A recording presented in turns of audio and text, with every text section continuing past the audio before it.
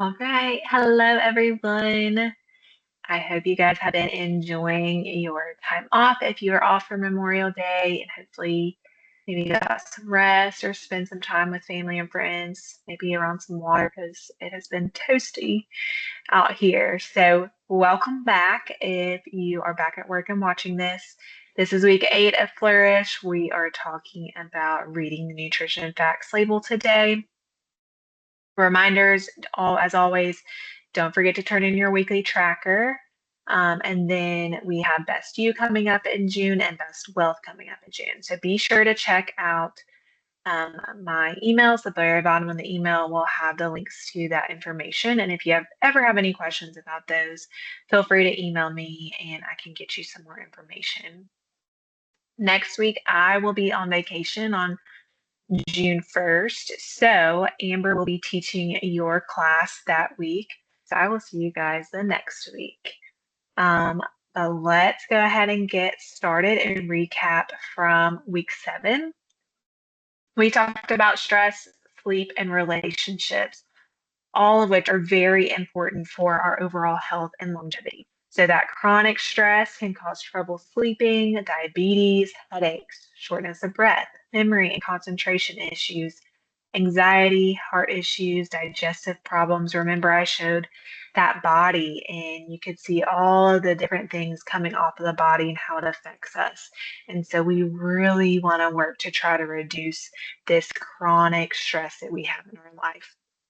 And so we talked about, the daily things that happen, the things that may have come just from our circumstances or things that are like a new house or a new baby that are good things, but also just adjusting. And so we have to put these practices in place to help manage our stress and try to protect against it. So I really hope that you guys have been able to think about that and started to try to put those practices in place. Um, Along with stress, we want to sleep. I love sleep. Definitely want to get my 7 hours of sleep at night. Poor sleep can cause many concerns, like an increased risk of heart disease, insulin resistance, obesity, and more. Remember, we want to try to have a regular bedtime and wake time. Getting your body in that rhythm can help improve your sleep. Spend time in the sun to help with your circadian rhythm, avoiding caffeine, large meals before bedtime, spending time exercising that can help improve our sleep quality and quantity, and then avoiding screen time before bed. So if you are somebody who is scrolling too long, putting your phone maybe in another room on a dresser that you can't reach so that you are not tempted to do that and will go to bed on time. Strong relationships are also so vital for our health and longevity. So, community helps support us through the stressors of life. Hopefully, you all spent some time thinking of the ways that you can build your community as well over the last week. Some of the examples we talked about were joining a group fitness class, volunteering, joining a book club, attending a support group, scheduling date nights with your spouse. Sometimes we fall out of the habit of doing that. Hosting a dinner party. The options are endless. So I love for you guys to share these too, like in the chat, so that we can learn from each other during our next class. So last week's target was to choose stress, sleep, or relationships, and write down 2 barriers you may have and 2 ways to improve. So what barriers did you all identify to improving stress, sleep, or relationships? And what could help break those barriers? I want you guys to take a minute just to think about that. What barriers do you have to improving these 3 areas of our life? And what could help break them? So I'm going to pause and let y'all think about that for a second.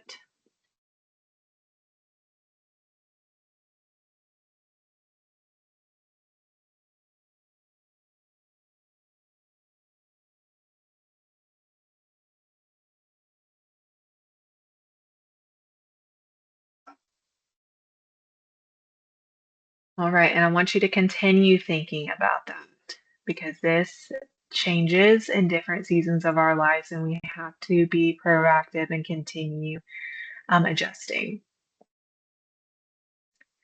All right, let's talk about the who, what, where, and whys of the nutrition facts label. So the nutrition facts label is regulated by the U.S. Food and Drug Administration, and it's required on most food and beverage packages. It provides important nutrients and information about the nutritional content of foods and beverages. The label is generally going to be found like on the back of a package or the side of a box. It's on the, on the outside of a bottle, can as well. Most of our processed or packaged foods will have the nutrition facts label on them. The nutrition facts label is important because it can help us make informed decisions. That's the key here, informed decisions about the foods and beverages we consume. And we want to be making decisions that are promoting good nutrition and good health. But if we don't understand how to read the nutrition facts label, then we can't really make those decisions, right? And so today I hope that you can learn how to understand it. And then if you have any more questions, you can always email me as well. But to start just thinking about if you currently use the nutrition facts label, and if you do, why are you using it? And if you don't, why not? So take a minute just to think about that. Have I been looking at it pretty consistently? Do I know what I'm looking for? Do I not look at them? Why don't I look at them? Taking a minute to think about that. And I'll say too here that they're not only on the foods that we're buying at the store, but any chain restaurant, we can find the nutrition facts online. So maybe you're looking at the store, but you're not looking at when you go out to dinner, what you're buying. Okay, so let's start at the top of the nutrition facts label here, this red circled area. We are gonna, that first line tells you the servings per container. And so that means it's a total number of servings in the entire food package or container. It's common for a package of food to contain more than one serving. Okay, even a bottle. Sometimes you think it's just one, but when you look, there might be 2 servings in that bottle. The second line is the serving size. The serving size is based on the amount of food people typically eat at one time. And hear me when I say this, it is not a recommendation of how much you should eat. We are all very different. We come from different bodies, different genetics, different health histories. The nutrition facts label is not saying you should eat this serving size or you should not eat this serving size. All it is saying is that this is a unit of measure because we have to have some way to measure, the calories, the fat, all the nutrients in this food. And so it's basically a unit of measure, and they base it off of what most people typically eat at a time. So that is really key. A lot of people get confused with that. So when you're looking at these serving sizes, it can be a little confusing. You think like 2/3 a cup. I'm not carrying around my measuring cup. And so this image can be really helpful if you're like, okay, I'm trying to figure out how many calories I've eaten of this food, but I'm trying to figure out how much I ate, period, in general, when we're thinking about measuring it. And so looking at this image can help. So on that first section, we have a tablespoon and a teaspoon. So your thumb is about the size of a tablespoon, and the top of like your finger is about the size of a teaspoon. So that one can be really helpful when you're thinking about like a sauce or a condiment dressing. You can kind of see like how much am I using. The cupped hand is about the size of an ounce. So that's helpful with like a trail mix or some nuts. And then we have the palm of your hand. That's about 3 ounces. So that's kind of a general recommendation for our animal proteins. So like fish and chicken, beef, etc. So that's about 3 ounces. And then your fist is about the size of a cup. So that, especially with our vegetables, that can be really helpful. Maybe it's a pasta or something like that. We're looking to figure out what that cup looks like. your fist. So make a mental note of this, take a mental image, write it down, look at it once a week so that you can remember, because it's just something that's like nifty to remember. And then it helps with the nutrition facts label too. That next line is calories per serving. So calories refer to the number of the total number of calories or energy supplied from all sources, so the fat, carb, protein, and alcohol in a serving of food. To achieve or maintain a healthy weight, we want to balance the number of calories we eat and drink by the number of calories our body is using in a day. Because when we're over that number, that's when we're going to store it and we may gain weight. And when we're under that number, we can lose weight. There's a lot to it, but 2,000 calories a day is what the general guide for nutrition advice is, and that's what the nutrition facts label is based off of. So your calorie needs may be higher or lower, and they vary depending on your age, your sex, your height, your weight, your level of physical activity, your health history. There's not a one size fits all here, but to know that this is, and it tells you at the bottom typically that they're based off of a 2,000 calorie diet. So that's important especially when we're thinking about this percent daily value. So percent daily value shows you how much a nutrient in a serving of the food contributes to a total diet, to the total 2,000 calorie diet. So use this, I'm going to say that again because I know it can be confusing. Percent daily value shows how much a nutrient in a serving of the food contributes to a total daily diet. Okay, so we want to use this percent daily value to determine if a serving of food is high or low in an individual nutrient and to compare food products. But if we're comparing food products, we want to make sure the serving size is the same because otherwise it wouldn't be accurate. If one thing was 1 cup and we're looking at a half a cup on the other thing, we can't compare unless we make those serving sizes equal. All right, so as a general guide, 5% daily value or less of a nutrient per serving is considered low, and 20% or more of a nutrient per serving is considered high. Okay, so this is a great thing to remember when you're looking at the nutrition facts label because there is a lot going on. And we can't remember how many grams or milligrams of every single thing we need. It's just a lot. So if we remember this percent daily value and we can figure out what we want more of and what we want less of, then we're pretty much good to go. I will say there are some nutrients like protein and trans fats, they don't have percent daily value on those. So we'll have to kind of use the grams as a guide there. But for everything else, 5% or less is low and 20% or more is high.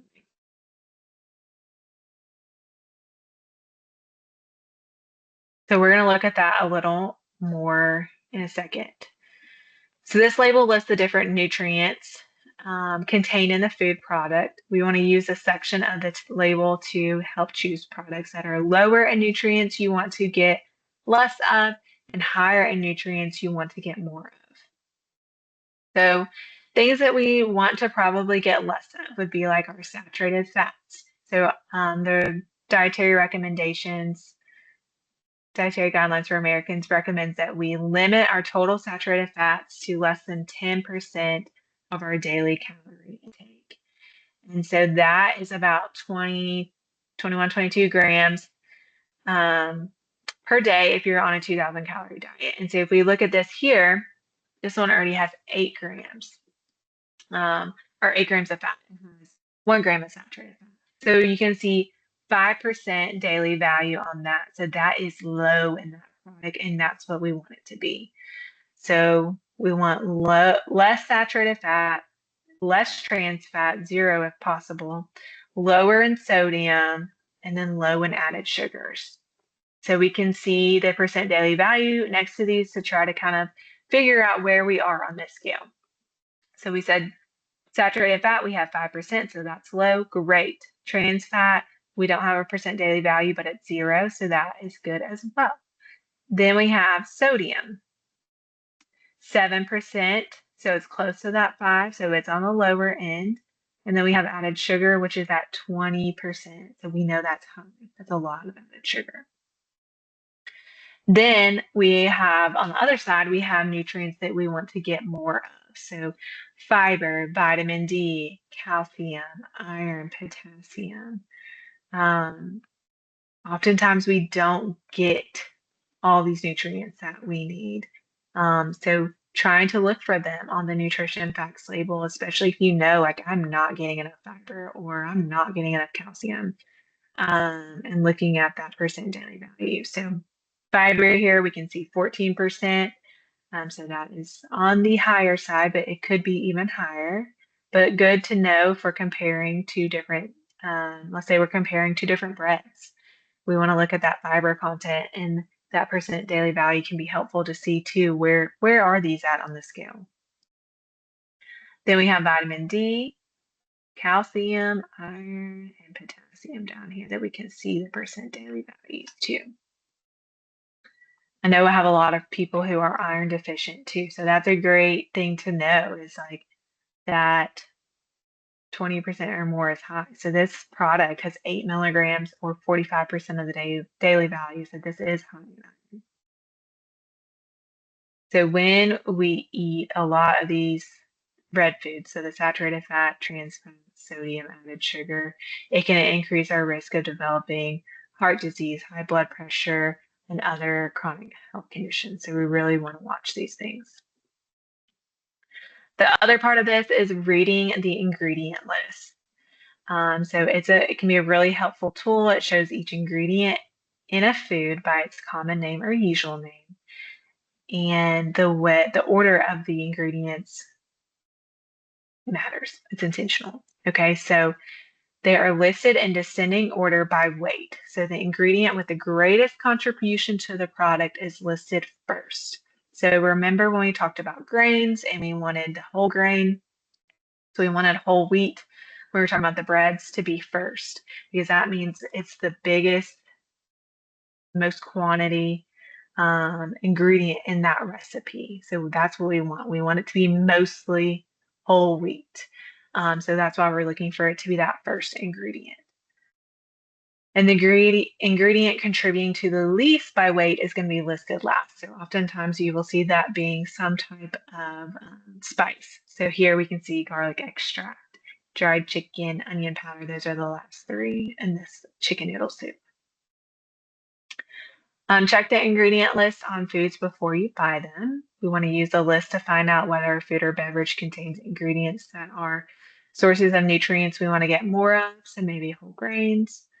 And then also watch out for the things we want to get less of. So those partially hydrogenated oils that are in our trans fats. And so we're trying to limit those. Also, if you have an allergy, we've got to look at the nutrition facts label. Or if you know somebody that has an allergy, one of my best friends has celiac disease. So I'm trying to look at the labels to make sure she can eat things that aren't going to cause negative consequences to her body, right? So some ingredients that we want to monitor for: sodium. There are all types of forms of sodium that could be listed on an ingredient. So salt, sodium benzoate, sodium nitrite, disodium or monosodium glutamate all have sodium in it. And we know that that large intake of sodium can increase our risk for blood pressure and heart disease. Some words for added sugars could be fructose corn syrup or just corn syrup, agave nectar, barley malt syrup, dehydrated cane juice. So these can be hidden in there. We can also look at the nutrition facts label though and see those added sugars. And so that's something we didn't touch on. I'm going to go back and click on that so y'all can see. But these fiber and total sugars and added sugars that are like indented under carbs, Those are all included in carbs. And then you can see under total sugars that includes 10 grams of added sugar. So that means there's like 2 grams of naturally occurring sugars in this product, and then there's 10 that are just added from all these other ingredients. Okay. And so the fiber and the sugar are counted in your total carbs because they are carbs too. And then same thing when we're looking at fat up there. So the saturated and trans fats are included in that total fat. So I know some people get confused by that, so I wanted to point it out really quick. Okay, and then lastly, we have those trans fats we mentioned, watching out for those partially hydrogenated oils on the ingredient list because that means that there is some trans fats, even if the nutrition facts label says 0. Because if there's 0.4 grams or less of trans fats, they will put 0 on the ingredient list. So we want to be limiting these foods that are going to have trans fats anyways, because there are a lot of processed and sugary things. Okay, so here is a little quiz for you guys to do. If you eat 60 crackers, approximately how many calories would you be eating? So this is just to help you kind of understand the nutrition facts label. So we have 150, we have 200, 300, or 500 here. So take a minute to look at that nutrition facts label and see if you eat around 60 crackers, how many calories would we get? So the answer here is 300 because we're having to double the serving size. So again, you have to compare, the amount that you're eating to the serving size on the nutrition facts label to get an accurate number. All right, another example here, approximately how much sodium is in 1 cup of Campbell's chicken noodle soup? So we have 400 milligrams, 800 milligrams, 1,000 milligrams, 1,200 milligrams.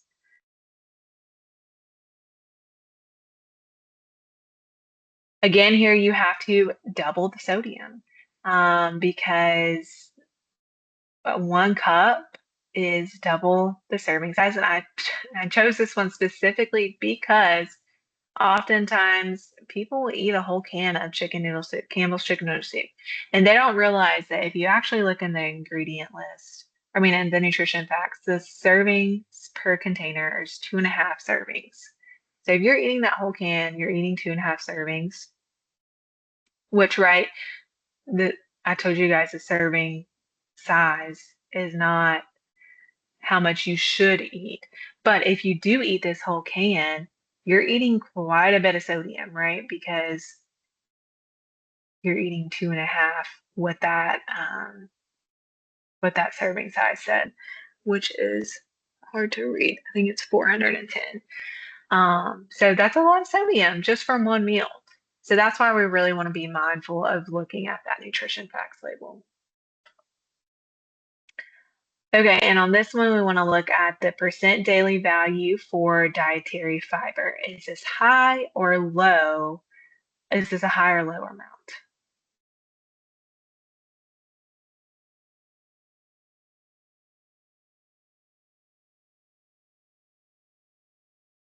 Okay, so it's a low amount. So remember the 5% daily value on the right here or less is considered low, and 20% daily value or more is considered high. So if you're still confused or want additional information on reading the nutrition facts label, there is a link in your guidebook on page 40 for an interactive nutrition facts label that you can kind of do on your own time and pace yourself. So highly encourage you to look at that if you're still wanting some more support. And if you still have questions, email me. We can talk about it offline too. This week, your weekly target is just to think about your go-to foods that are always on your grocery list.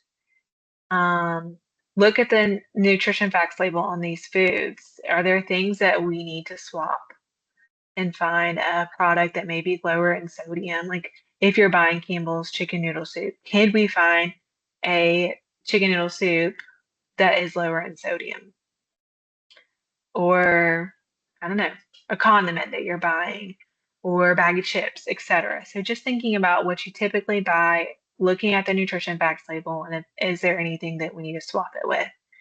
And then trying to find some options. Next week, I'm so bummed I'm going to miss class, but Amber is, I know, going to do a great job. She's wonderful. We're going to talk about planning, meals, movement, and mind. So this is one of my favorite classes because it's really taking all the pieces of the puzzle we've been talking about and putting them into practice that fits your lifestyle, right? We're all busy, we all have so much going on, and we're trying to exercise and we're trying to eat healthy and we're trying to de-stress. And so, how can we plan where it all fits in and is not overwhelming? So, I'm excited for y'all to experience class next week. If you have any questions, again, always reach out to me. If not, I will see you guys in a couple weeks, but I hope you had a wonderful holiday weekend. Thank you all.